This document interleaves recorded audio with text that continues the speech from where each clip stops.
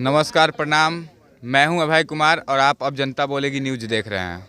आज गणतंत्र दिवस के शुभ अवसर पर हम बलऊ पंचायत के स्वास्थ्य केंद्र पर मौजूद हैं, जहां पर झंडोत्तोलन हुआ और यहां पर मुखिया जो हैं यहां के मनोज कुंवर जी, उनसे हम बात करेंगे और उनके बेटे हैं उनसे बात करेंगे कि क्या आज का जो हुआ, सभी लोग आपके साथ मौजूद हैं यहाँ पर, तो क्या संदेश देना चाहिएगा अपने पंचायत वासियों को इस गणतंत्र दिवस के शुभ अवसर पर। सबसे पहले तो आप लोगों की मीडिया के बहुत बहुत हाथ जोड़कर स्वागत है, अभिनंदन है। यहाँ पे सभी मेरे अतिथिगण, मेरे पंचायतवासी जो यहाँ पे उपस्थित हैं, उनको हाथ जोड़कर अभिनंदन है, स्वागत है। और ये गणतंत्र दिवस के अवसर पे this day comes into effect in 26 Jan 1950. This constitution fully implemented on that day. As you all know, this takes approx 2 years, 11 months and 18 days in fully completion. On the day of 26 Jan 1950, it comes into effect. It means fully implementation.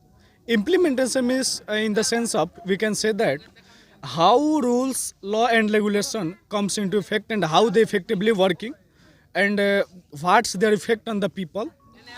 First of all, we should discuss regarding 26th Jan Republic Day. The main objectives of this constitution, there should be no any disturbance, discrepancies amongst the livelihood of the peoples, of the publics of our country. And this constitution forms by taking all the concepts and approaches from the various countries.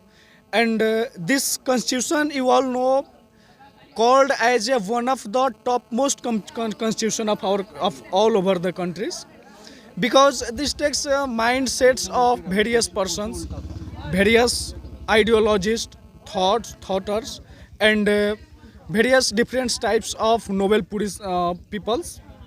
So it was how to implement it is the main objectives when this should be working, rules regulation.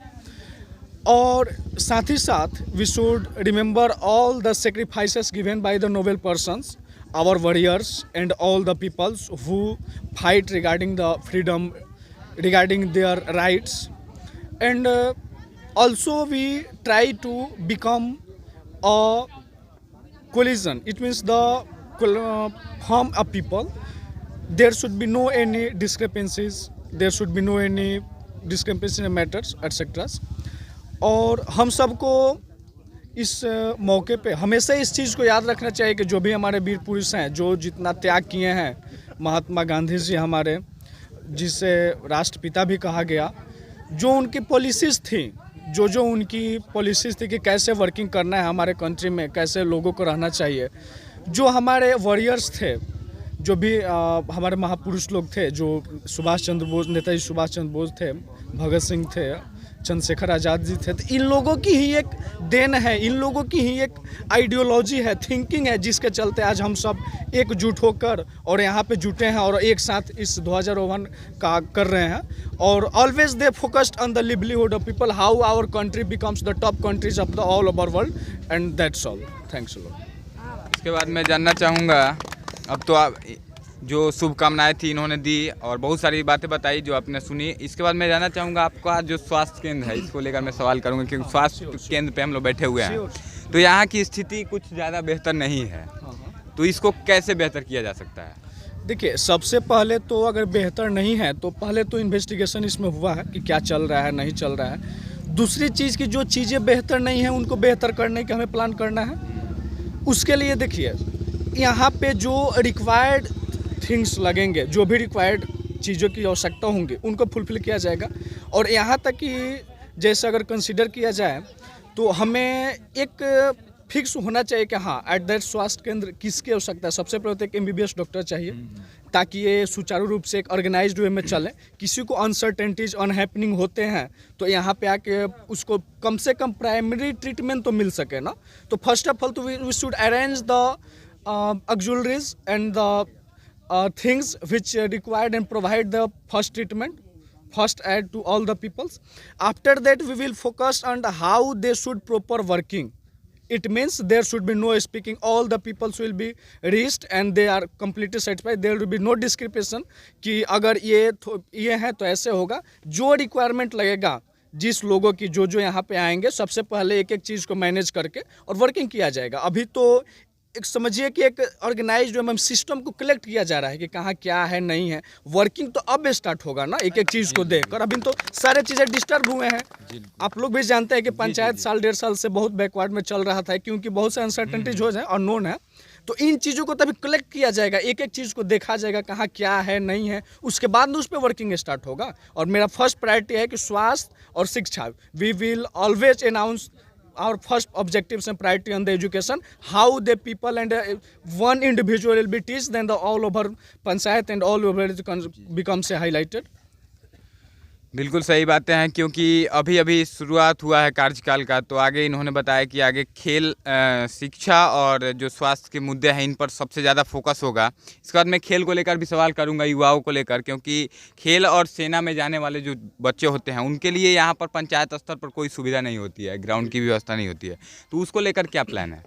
देखिए, जहाँ तक याद होगा, ठीक आज से approx 1 month पहले, approx ले लिया जाए, यहीं आप ही का न्यूज़ चैनल है, उस टाइम भी हम आपसे बोले थे कि खेल के रिगार्डिंग और शिक्षा के रिगार्डिंग हमारा फोकस है।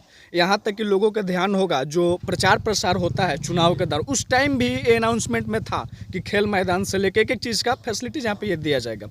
तो देखिए, उसके अकॉर्डिंगली फर्स्ट ऑफ ऑल तो हमें एक वेव क्रिएट करना होगा, एक ऑर्गेनाइजेशन बनाकर कि स्पोर्ट्स के फील्ड में वर्किंग करे, ठीक है। उसके लिए देखिए, अगर खेल मैदान की आवश्यकता है तो सूटेबल अप्रोप्रिएट जगह देखकर कहाँ पे ये चीज़ें फुलफिल हो सकती हैं, कहाँ पे रिक्वायर्ड प्लेसेस हैं, अवेलेबल कैपेबिलिटी कहाँ क्या कैसे मतलब रिक्वायरमेंट है, उसको देखकर, और जो भी बच्चे होंगे जिसमें स्किल है होगी, एबिलिटी होगी, उनको इन्हांस करने का काम किया जाएगा। उसके लिए उनको proper guidance, training, facility provide करके। अब अगर एम्प्लॉयमेंट की ही बात किया जाए तो जो भी यहाँ पे एजुकेटेड होंगे उस लेवल की, आप लगभग अननोन है, सब लोग जानते हैं कि हाँ, मेरे अंडरटेकिंग में जिंदल्स की, जेके टायर्स की सब कंपनियों का ऑडिटिंग है, मेरा अंडरटेकिंग में ऑडिट चलता है, हम खुद एग्जीक्यूटिव ऑडिटर के पोस्ट पे हैं। तो जो भी यहाँ के बच्चे होंगे उस लेवल पर उनको हम बैकअप करेंगे ना, उनको गाइडेंस देंगे, सपोर्ट देंगे कि लिस्टिंग प्रिपेयर करके कौन बच्चा कैसे है, क्या रिक्वायरमेंट उसको दिया जा सकता है, उसको ट्रेनिंग प्रोवाइडिंग करेंगे। और जहाँ तक खेल की बात है तो माइंड में वो चीज़ें चल रही हैं कि कब अप्रोप्रिएट जगह देख कर उस एक ऑर्गेनाइजेशन से डेवलप करके, गवर्नमेंट से पासिंग करके, और उन बच्चों को इन्हांस करके एक टॉप लेवल पे, एक लोकल स्किल को इन्हांस करके इंडिया के स्किल पर ले जाने का काम किया जाएगा। तो हर मुद्दे पर इनका कहना है कि आगे जिस तरह से होगा, सरकार से जिससे फंड आएगा उसको लेकर के फुलफिल करने का प्रयास किया जाएगा। और आखिर में मैं जानना चाहूँगा कि आप अपने पंचायत वासियों के लिए आखिर में क्या कहना चाहिएगा, 2 शब्द। देखिए, सबसे पहले तो मेरे पंचायत वासियों को तो तहे दिल से स्वागत है, अभिनंदन है, जो वर्किंग करने के लिए सेवा दिए। और हम यही कहेंगे कि हाँ, एक सिस्टमेटिक वे में देखते चले कि कैसे कैसे वर्किंग, एक मतलब कहने का मतलब कि एक मतलब मिल के, मतलब नहीं होता है कि हाँ, यूनिटी के साथ सब एक समझकर अब वर्किंग पर फोकस किया जाए कि कैसे हम वर्किंग करेंगे, पंचायत का विकास होगा। किसी इंडिविजुअल कास्टिम से there is no matter is that how our panchayat will becomes the number 1 panchayat. तो मैटर इस पे करना है कि कैसे हमें वर्किंग करके एक साथ कहा, सबको मिलकर अपना बातें रखें कि मुझे ये करना है, ऐसे चलना है, और आके सजेशन दे कि मुझे ये करना है, वह करवाएं, इसमें ना कि शक नहीं है। Door to door step visit होकर वर्किंग होगा, बस एक सिस्टमेटिक एक सिस्टम मिल जाए, उसके अकॉर्डिंगली वर्किंग होगी। तो आप सुन सकते हैं कि मनोज कुंवर जी के बेटे हैं, जिन्होंने साफ तौर पे कहा है कि हर एक स्तर से हर एक चीज़ का जो भी डिमांड है आप सजेशन दे सकते हैं, हर तरह की सुविधा है। आप एक आम आदमी की तरह हर एक इंसान सोच कर चले कि हमारा पंचायत बेस्ट होना चाहिए, और हर इंसान को उसमें मेहनत करनी पड़ेगी। जी श्योर। तो आप दोनों का बात करने के लिए बहुत बहुत धन्यवाद। जी, आपको बहुत बहुत धन्यवाद कि इस रिपब्लिक डे का मौका पाएँ, और बहुत बहुत स्वागत, अभिनंदन है। Thank you. Thank you.